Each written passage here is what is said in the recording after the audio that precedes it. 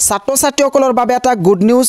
এটা নতুন স্কলাৰশ্বিপৰ বিষয়ে আলোচনা কৰিব বিচাৰিছো হেয়া হৈছে NEC merit scholarship for students of NER অৰ্থাৎ নৰ্থ ইষ্ট ৰিজিয়ন এই স্কলাৰশ্বিপটো কেৱল মাত্ৰ নৰ্থ ইষ্ট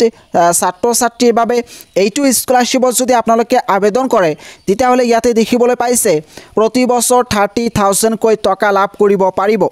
এইটো স্কলাৰশ্বিপৰ বিষয়ে বিতংভাৱে আলোচনা কৰিব বিচাৰিছো যে এইটো স্কলাৰশ্বিপত কোনসকল শিক্ষাৰ্থীয়ে আবেদন কৰিব পাৰিব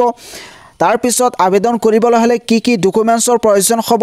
সবিশেষ জনাব বিচাৰিছো বিশেষকৈ অসমৰ শিক্ষাৰ্থীসকলে এনেকুৱা ধৰণৰ স্কলাৰশ্বিপৰ বিষয়ে নাজানে আৰু এপ্লাই নকৰে কিন্তু বেলেগ ৰাজ্যৰ শিক্ষাৰ্থীসকলে এনেকুৱা ধৰণৰ স্কলাৰশ্বিপত আবেদন কৰি আছে আৰু টকা পাই আছে এইটো স্কলাৰশ্বিপত কেৱল মাত্ৰ নৰ্থ ইষ্ট অৰ্থাৎ অসম সিকিম ত্ৰিপুৰা এনেকুৱা 7টা ৰাজ্যৰ শিক্ষাৰ্থীসকলে আবেদন কৰিব পাৰিব আৰু যদি আবেদন কৰে তেতিয়া হলে প্ৰতি বছৰ 30,000 টকা লৈকে লাভ কৰিব পাৰিব গতিকে আপোনালোকে যদি এইটো স্কলাৰশ্বিপত আবেদন কৰিব বিচাৰে তেতিয়া হলে স্কিপ নকৰাকৈ সম্পূৰ্ণ ভিডিওটো চাব ইতিমধ্যে যেহেতু মেট্ৰিক আৰু হাই সেকেন্ডাৰী পৰীক্ষাৰ ফলাফল ঘোষণা কৰিছে এতিয়া বিভিন্ন ধৰণৰ স্কলাৰশ্বিপ মুকলি হ'ব ইতিমধ্যে বহুত কেইটা স্কলাৰশ্বিপ মুকলি হৈছে আৰু সেই স্কলাৰশ্বিপৰ বিষয়ে মই অলৰেডি ভিডিও বনাইছো সেই ভিডিওৰ লিংক এইটো ভিডিওৰ ডেসক্ৰিপচনত দিয়া আছে আপোনালোকে চাই লব তাৰ ভিতৰত এটা নহয় এটা স্কলাৰশ্বিপত আপোনালোকে আবেদন কৰিব পাৰিব আজি এটা নতুন স্কলাৰশ্বিপৰ বিষয়ে আলোচনা কৰিব বিচাৰিছো হেয়া হৈছে NEC merit scholarship for students of NER অৰ্থাৎ এইটো কেৱল মাত্ৰ নৰ্থ ইষ্ট শিক্ষাৰ্থীসকলৰ বাবে স্কলাৰশ্বিপ ইয়াতে দিছে eligibility NER states students pursuing diploma UG PG or registration in MPhil and PhD courses অৰ্থাৎ এইটো স্কলাৰশ্বিপত কেৱল মাত্ৰ ডিপ্লোমা কৰি থকা শিক্ষাৰ্থী আবেদন কৰিব পাৰিব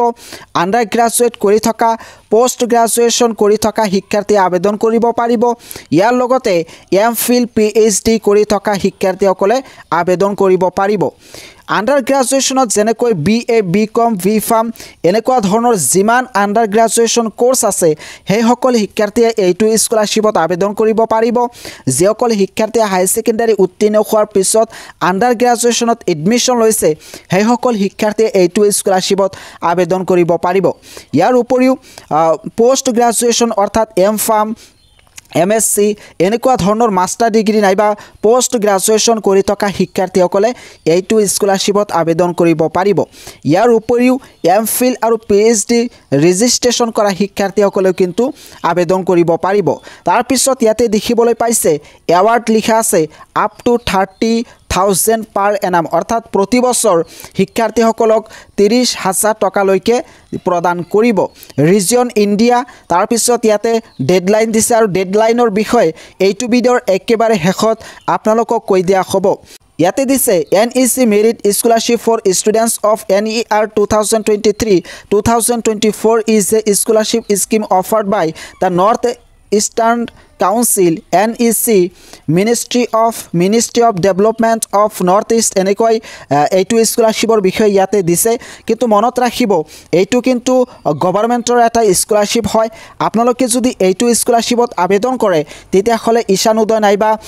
NSP পৰ্টেলত বেলেগ কোনো ধৰণৰ স্কলাৰশ্বিপত আবেদন কৰিব নোৱাৰিব আপোনালোকে যদি ঈশান উদয়ত স্কলাৰশ্বিপ আবেদন কৰিছে তেতিয়া হলে এইটো স্কলাৰশ্বিপ আবেদন কৰিব নোৱাৰিব আৰু আপোনালোকে যদি এইটো স্কলাৰশ্বিপত আবেদন কৰিছে তেতিয়া হলে ঈশান উদয় আৰু NSPৰ আন্ডাৰত বেলেগ যিমান স্কলাৰশ্বিপ আছে হেইবৰ স্কলাৰশ্বিপত আবেদন কৰিব নোৱাৰিব ইয়াতে দিছে eligibility to be eligible for the scholarship an applicant ইয়াতে দিছে বি এন ইণ্ডিয়ান সিটিজেন অৰ্থাৎ কেৱল মাত্ৰ ভাৰতবৰ্ষৰ শিক্ষাৰ্থীসকলে ইয়াতে আবেদন কৰিব পাৰিব ভাৰতবৰ্ষৰ ভিতৰত ইয়াতে পাৰ্টিকুলাৰলি কৈছে to be permanent resident of on of the north eastern state যেনেকৈ আসাম অৰুণাচল প্ৰদেশ মণিপুৰ মেঘালয় মিজোৰাম নাগালেণ্ড সিকিম ত্ৰিপুৰা এই কেইটা ৰাজ্যৰ শিক্ষাৰ্থীসকলে এইটো স্কলাৰশ্বিপত স্কলাৰশ্বিপত আবেদন কৰিব পাৰিব তাৰ পিছত ইয়াতে কৈছে have taken admission in diploma degree post graduation courses or be a registered to an MPhil or PhD program ইয়াতে কৈছে ডিপ্লোমা ডিগ্ৰী নাইবা পোষ্ট গ্ৰাজুৱেচন কৰি থকা নাইবা MPhil PhD কৰি থকা শিক্ষাৰ্থীসকলে ইয়াতে আবেদন কৰিব পাৰিব এইটো স্কলাৰশ্বিপত আবেদন কৰিবলৈ হলে 60% নাইবা তাৰ ওপৰত পাব লাগিব have passed HSLC secondary school leaving senior secondary leaving certificate examination from a recognized state central board অৰ্থাৎ ইয়াতে কৈছে যে ক্লাছ 10 উত্তীৰ্ণ হ'ব লাগিব তাৰ পিছত কৈছে have passed HSLC senior secondary leaving certificate examination from a recognized state central board ইয়াতে হে ক্লাছ 10 12 ৰ কথাই কৈছে জিকে নহক তাৰ পিছত কৈছে have passed a degree level examination in any discipline BA BSc BE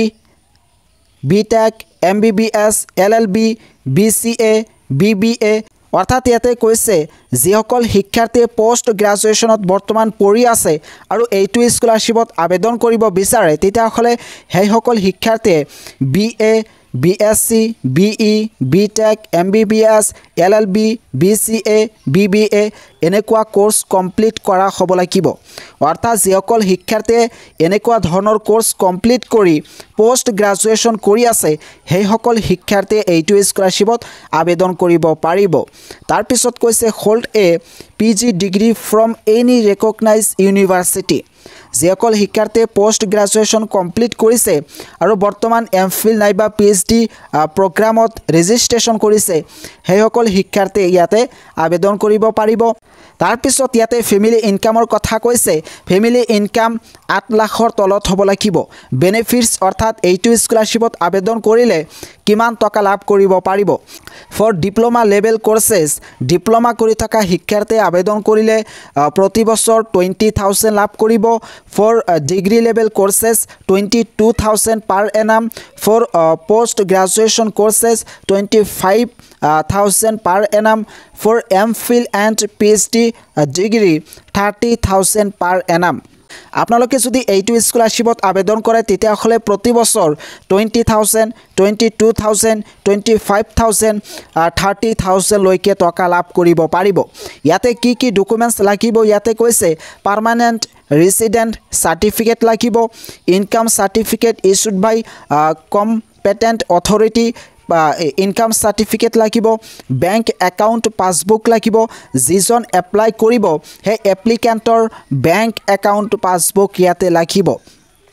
যদি আপোনালোকৰ ব্যাংক একাউন্ট পাসবুক নাই তেতিয়া হলে এতিয়াই বনাই ৰাখি থৈ দিওক মাৰ্কশিট অফ প্ৰিভিয়াস কোৱালিফাইং এক্সামিনেশন যদি ক্লাস 12 উত্তীৰ্ণ শিক্ষাৰ্থীয়ে ডিগ্ৰীত এডমিশন লৈছে আৰু এইটো স্কলাৰশ্বিপত আবেদন কৰিব বিচাৰে তেতিয়া হলে ক্লাস 12 ৰ মাৰ্কশিট লাগিব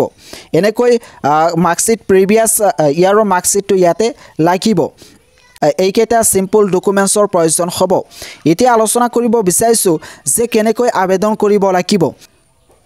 2023 বৰ্ষৰ যেটো এপ্লাই কৰাৰ প্ৰসেস আছিল হেতু ইতিমধ্যে ক্লোজ হৈছে এতিয়া 2024 বৰ্ষ চলি আছে আৰু 24 বৰ্ষৰ বাবে অতি শীঘ্ৰে এই পৰ্টেলটো মুকলি কৰিব আৰু শিক্ষাৰ্থীসকলে আবেদন কৰিব পাৰিব যেহেতু ইতিমধ্যে এটো ক্লোজ কৰিছে এতিয়া শিক্ষাৰ্থীসকলে আবেদন কৰিব নোৱাৰে আৰু 1-2 মাহ পিছত শিক্ষাৰ্থীসকলে আবেদন কৰিব পাৰিব বিশেষকৈ অসমৰ শিক্ষাৰ্থীসকলে এনেকুৱা ধৰণৰ স্কলাৰশ্বিপৰ বিষয়ে নাজানে আৰু এপ্লাই নকৰে হেই কাৰণে মই আগতীয়াকৈ ভিডিও বনাই শিক্ষাৰ্থীসকলক কৈ দিলো যে তোমালোকে মনত ৰাখিবা এনেকুৱা ধৰণৰ স্কলাৰশ্বিপ মুকলি হ'ব আৰু 2-3 মাহ পিছতে এইটো স্কলাৰশ্বিপ মুকলি হ'ব আৰু আপোনালোকে আবেদন কৰিব পাৰিব এইটো স্কলাৰশ্বিপৰ লিংক এইটো ভিডিওৰ ডেসক্ৰিপচনত দি দিম আপোনালোকে মাসে মাসে ইয়াতে ভিজিট কৰি থাকিব পাৰে ইয়াতে দেখিবলৈ পাব ওপেন বুলি আছে তেতিয়া আপোনালোকে আবেদন কৰিব পাৰিব আৰু কেনেকৈ আবেদন কৰিব লাগে এইটো ওয়েবসাইটত অহাৰ পিছত একেবাৰে তলত ইয়াতে এপ্লাই নাও বুলি লিখা থাকিব হে এপ্লাই নাওত ক্লিক কৰি আপোনালোকে আবেদন কৰিব পাৰিব আবেদন কৰতে 1 টকাও নালাগে আৰু কোনো ধৰণৰ এক্সাম দিব নালাগে ইয়াতে আবেদন কৰিলে আপোনালোকে টকা লাভ কৰিব পাৰিব শিক্ষাৰ্থীসকলে এনেকুৱা স্কলাৰশ্বিপৰ বিষয়ে নাজানে আৰু এপ্লাই নকৰে ইয়াতে এপ্লিকেণ্টৰ সংখ্যা বহুত কম গতিকে আপোনালোকে যদি ইয়াতে আবেদন কৰে তেতিয়াহ'লে ইজিলি স্কলাৰশ্বিপ পোৱাৰ চান্সটো বাঢ়ি যায় গতিকে আপোনালোকে এইটো স্কলাৰশ্বিপত আবেদন কৰিব পাৰিব ইয়াৰ উপৰিও ইতিমধ্যে বহুত কেইটা স্কলাৰশ্বিপ মুকলি হৈছে বিশেষকৈ ক্লাছ 10 উত্তীৰ্ণ আৰু ক্লাছ 12 উত্তীৰ্ণ শিক্ষাৰ্থীসকলৰ বাবে স্কলাৰশ্বিপ মুকলি হৈছে আৰু সেই স্কলাৰশ্বিপৰ লিংক এইটো ভিডিঅ'ৰ ডেসক্ৰিপচনত দি দিম আপোনালোকে আবেদন কৰিব পাৰিব ইতিমধ্যে সীতাৰাম জিন্দাল ফাউণ্ডেশ্যন স্কলাৰশ্বিপ মুকলি হৈছে সেইটো স্কলাৰশ্বিপ ক্লাছ 11 ৰ পৰা আৰম্ভ কৰি 12 graduation post graduation diploma ITI কৰি থকা সকলো শিক্ষাৰ্থী আবেদন কৰিব পাৰে আৰু সেইটো স্কলাৰশ্বিপৰ লিংক এইটো ভিডিঅ'ৰ ডেসক্ৰিপচনত দিয়া আছে আপোনালোকে আবেদন কৰি ল'ব